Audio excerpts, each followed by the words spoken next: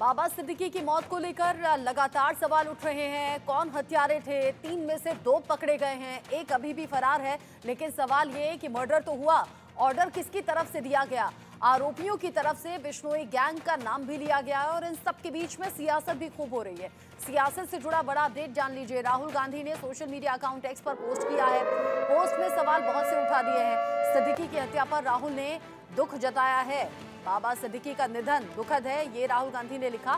साथ ही कहा कि परिवार के साथ मेरी पूरी संवेदनाएं हैं। महाराष्ट्र में कानून व्यवस्था खत्म हो गई है, कानून व्यवस्था को उजागर करती है ये घटना, राहुल गांधी ने कहा। साथ ही उन्होंने कहा कि सरकार को इस पूरी घटना की जिम्मेदारी लेनी चाहिए।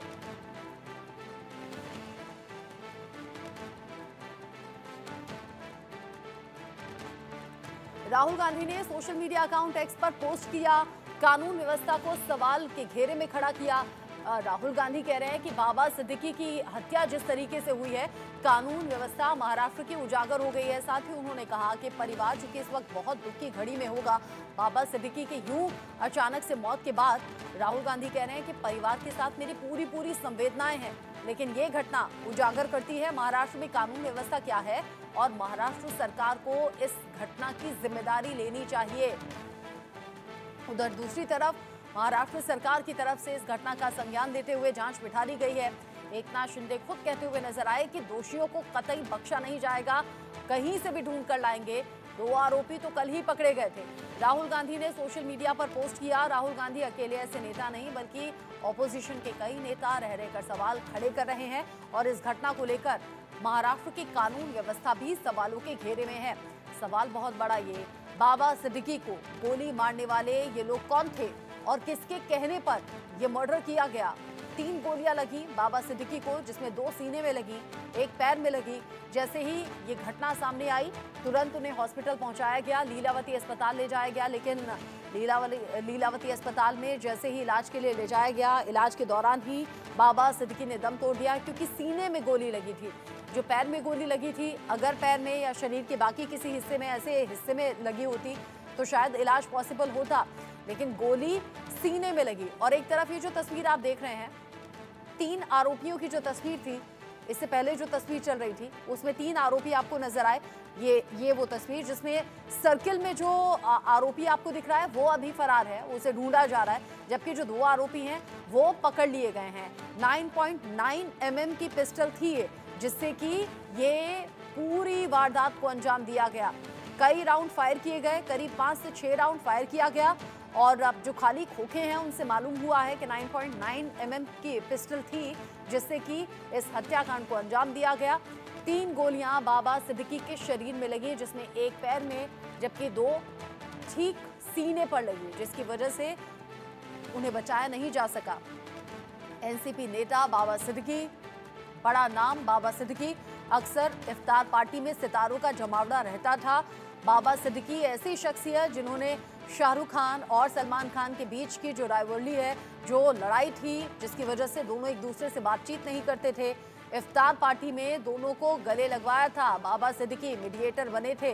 बाबा सिद्दीकी जिनकी इफ्तार पार्टी में बड़े से बड़ा सितारा पहुंचते हुए आपने देखा होगा।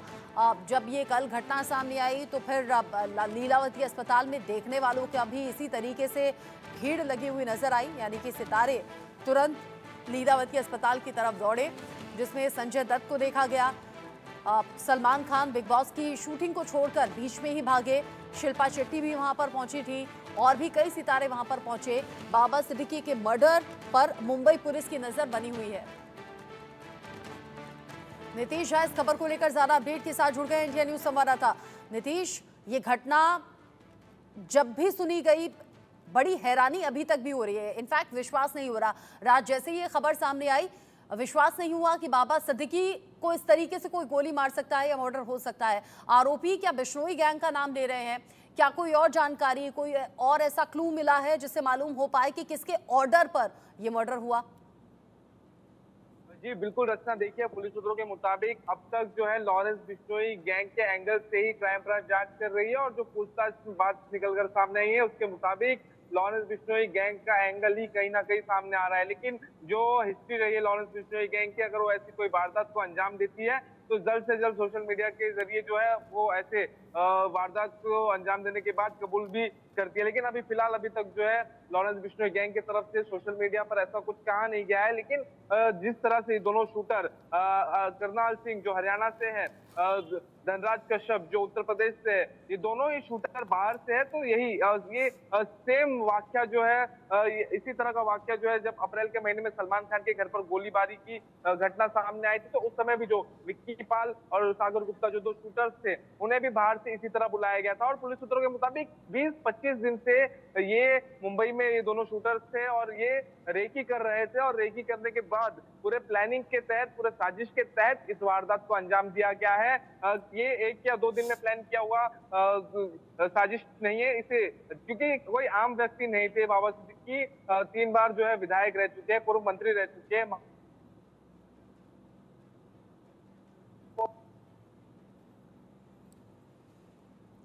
नीतीश बता रहे हैं कि ये 1 या 2 दिन में रेकी करके अंजाम दी हुई घटना नहीं है। नीतीश, आवाज आपको मिल रही है क्या? आपकी आवाज में थोड़ा सा डिस्टरबेंस है।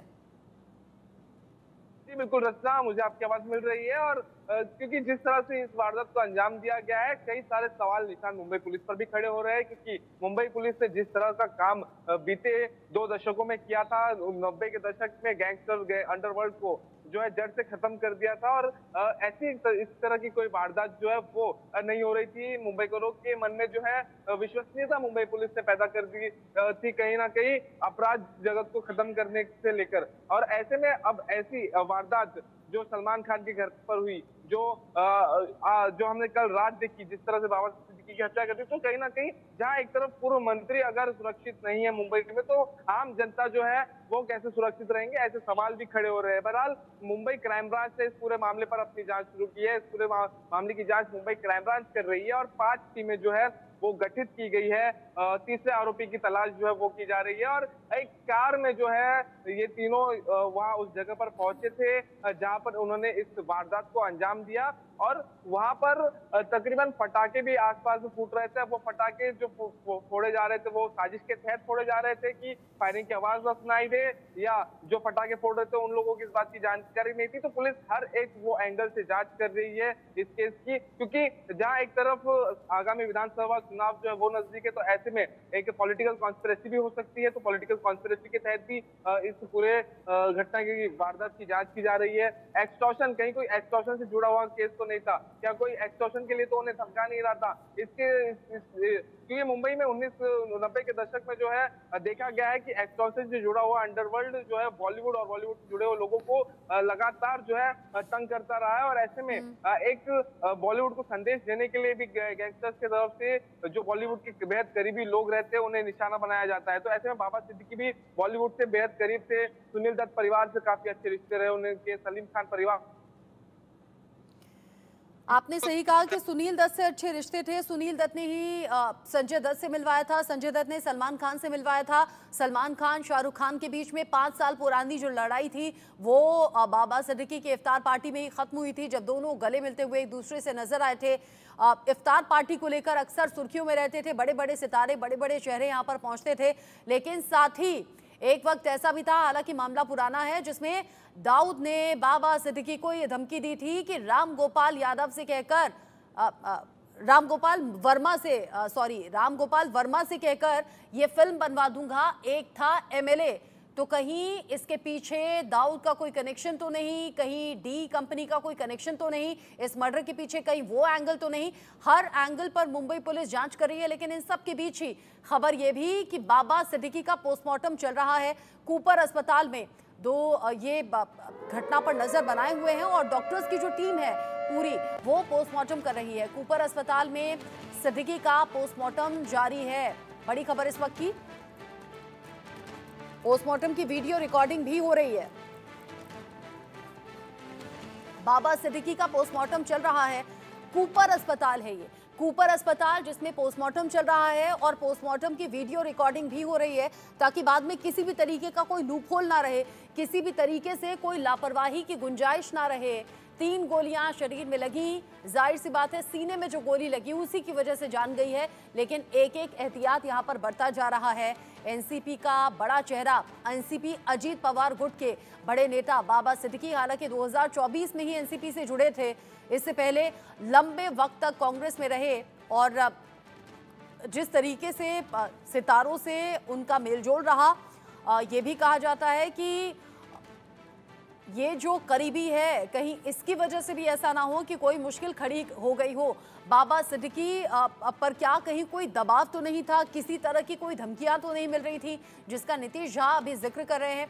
ऐसी तमाम बातें अभी जांच का विषय बनी हुई हैं। बाबा सिद्दीकी की हत्या पर पुलिस का बयान भी सामने आया है और पुलिस कह रही है सुपारी किलिंग के एंगल से भी हम जांच कर रहे हैं। ये सुपारी किलिंग का मामला हो सकता है, यानी कि किसी के जरिए सुपारी दी गई हो और इस पूरे मामले में सुपारी किलर जो हैं उनके जरिए बाबा सिद्दीकी की हत्या कर दी गई हो। हालांकि कुल मिलाकर 3 आरोपी बताए जा रहे हैं, जिनमें से कि 2 पकड़े गए हैं। एक यूपी, एक हरियाणा का बताया जा रहा है। तीसरा आरोपी अभी भी फरार है, जिसे बहुत जल्द पकड़े जाने की बात दावा किया जा रहा है मुंबई पुलिस की ओर से। मुख्यमंत्री एकनाथ शिंदे खुद कह रहे हैं कि इस मामले में कोई भी लापरवाही नहीं होगी, बख्शा आरोपी को कतई नहीं जाएगा। बाबा सिद्दीकी की हत्या के पीछे कौन है मास्टरमाइंड, ये ऑर्डर देने वाला कौन है? अगर मुंबई पुलिस ये कह रही है कि सुपारी किलिंग का ये मामला हो सकता है, तो बाबा सिद्दीकी के नाम की सुपारी देने वाला आखिर कौन होगा? क्योंकि जिस तरीके का प्रोफाइल इन शूटर्स का है, ये नहीं लगता कि बहुत हाई प्रोफाइल ये गुंडे बदमाश हैं। एक यूपी, एक हरियाणा से बिलोंग करता है। कुल मिलाकर 3 आरोपी इस हत्याकांड में रहे, जो जानकारी मिल रही है। नीतीश झा मेरे साथ में जुड़े हुए हैं इस खबर को लेकर ज्यादा अपडेट के साथ में। नीतीश, एक तरफ पोस्टमार्टम चल रहा है कूपर अस्पताल में, वीडियो भी लगातार पोस्टमार्टम का बनाया जा रहा है ताकि किसी भी तरीके से कोई लापरवाही या लूप होल ना बच जाए। पोस्टमार्टम खत्म कब तक हो जाएगा? सुपुर्दे खाक की तैयारी क्या कुछ है? साथ ही अगर मुंबई पुलिस कह रही है कि ये सुपारी किलिंग का मामला हो सकता है, तो फिर बड़ा सवाल ये कि मर्डर हुआ है, ऑर्डर किसने दिया, किसने दी सुपारी? जी बिल्कुल रचना, देखिए जिस तरह से ये वारदात को अंजाम दिया गया है, सबसे पहली बात तो जिस जगह इस वारदात को अंजाम दिया गया है वो बाबा सिद्दीकी का अपना इलाका है, उनके बेटे निशान सिद्दीकी का ऑफिस है और वहाँ पर आसपास में उनके परिचित, उनके परिजन ही रहते हैं और वो इलाके में काफी सुरक्षित जो है, जाहिर सी बात है जो इंसान का जहाँ पर घर होता है जिस शख्स का, वो उस इलाके में जो है हमेशा महफूज जो है अपने आप को सुरक्षित महसूस करता है और ऐसे में वो इलाका उनका ही था। वो वहाँ के आसपास के लोगों से परिचित थे, आसपास के इलाके से परिचित थे और उस इलाके में घुसकर 3 लोग जो है अंधाधुंध फायरिंग उनके ऊपर करते हैं 3 से 4 राउंड की। और ऐसे में ये शूटर जो है कोई आम शूटर्स नहीं है, प्रोफेशनल शूटर जो है माने जा रहे हैं, क्योंकि एकाएक अगर आप किसी ऐसे व्यक्ति जो बहुत ही राजनीति से जुड़ा हुआ है और काफी बड़े बड़े पदों पर रह चुका है और ऐसे में उस व्यक्ति पर अगर आप हमला करने जा रहे हैं तो कोई आम शूटर्स के लिए ये आसान काम नहीं है, ये आम शूटर्स की बस की बात नहीं है। इसके लिए प्रोफेशनल शूटर्स का जो है सहारा लिया जाता है। लेकिन इसमें एक बात ये भी रहेगी रचना, क्या जो शूटर्स जो हरियाणा और उत्तर प्रदेश से आए थे, ये दोनों ही शूटर्स को इस बात की जानकारी थी कि बाबा सिद्दीकी कौन है, उनका बैकग्राउंड क्या है, क्या उनके बारे में उनको जानकारी थी, या उन्हें सिर्फ जो है उन्हें बस एक टारगेट दिया गया था, उसके अलावा उन्हें बैकग्राउंड की जानकारी नहीं दी गई थी? क्योंकि ये सब जांच का विषय होता है। उस समय जिस समय आरोपियों को गिरफ्तार हिरासत में लिया गया, उनसे पूछताछ की जा रही है, तो उनसे ये भी पूछताछ किया जाएगा कि बाबा सिद्दीकी के बारे में, उनके बैकग्राउंड के बारे में उन्हें खबर थी, वो पूर्व मंत्री थे, इस बात की जानकारी उन्हें थी, या उन्हें बताया गया कि वो भी एक आम इंसान है? तो इस तरह से हर एक एंगल की जांच होगी। जिस तरह अभी पोस्टमार्टम चल रही है, तो पोस्टमार्टम भी, क्योंकि जब ये केस कोर्ट में जाएगा, कोर्ट में जाने के बाद पुलिस ने आरोपियों को गिरफ्तार कर लिया, लेकिन बस इससे काम नहीं चलेगा। यहाँ पर क्राइम ब्रांच को वो सारे सबूत, कहाँ से फायरिंग हुई है, जिस जगह से फायरिंग की गई है उस जगह से कितनी दूरी थी, गन पाउडर उस इलाके में क्योंकि जहाँ पर शूट किया जाता है वहां पर गन पाउडर जो है बंदूक से निकलती है और उस जगह पर जहाँ से खड़े होकर हम शूट कर रहे हैं उस जगह पर गन पाउडर जो है वो भी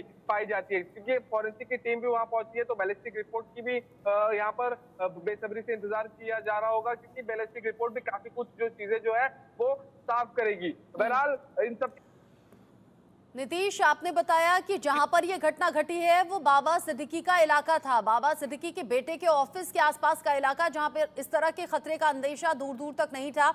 आगे आप मुझे ये भी बताइएगा, ये जो आरोपी थे किस दिशा से आए, कैसे गोली मारी, कैसे फरार होने की कोशिश कर रहे थे, कहां से धर दबोचे गए, इन सब के बीच ही एक बड़ा अपडेट मिल रहा है, वो भी दर्शकों को देने। बाबा सिद्दीकी के मर्डर में लॉरेंस बिश्नोई का हाथ हो सकता है, ये सूत्रों के हवाले से खबर मिल रही है। इस बीच लॉरेंस बिश्नोई के एंगल से भी पुलिस जांच कर रही है। लॉरेंस बिश्नोई एंगल क्या इस केस में हो सकता है, ये हम सब जानते हैं कि सलमान खान और उनके पिता को भी लॉरेंस बिश्नोई गैंग से धमकी मिलती रही है, जिसके बाद सलमान खान की सिक्योरिटी बढ़ा दी गई थी। और ऐसे में अब पुलिस कह रही है कि जांच तो हो रही है, लेकिन सूत्र कह रहे हैं कि बाबा सिद्दीकी के मर्डर में लॉरेंस बिश्नोई गैंग का एंगल भी हो सकता है। जांच कर रही है पुलिस। नीतीश नजरा बनाए रखिएगा, बहुत से ऐसे एंगल्स हैं, बहुत सी ऐसी दिशाएं हैं जिसमें अभी इन्वेस्टिगेशन बाकी है, तो कुछ और जानकारी आप जुटाइएगा। आगे जो अपडेट होगा आपके जरिए दर्शकों तक पहुंचाएंगे। अभी के लिए शुक्रिया। आगे बढ़ेंगे कर्नाटक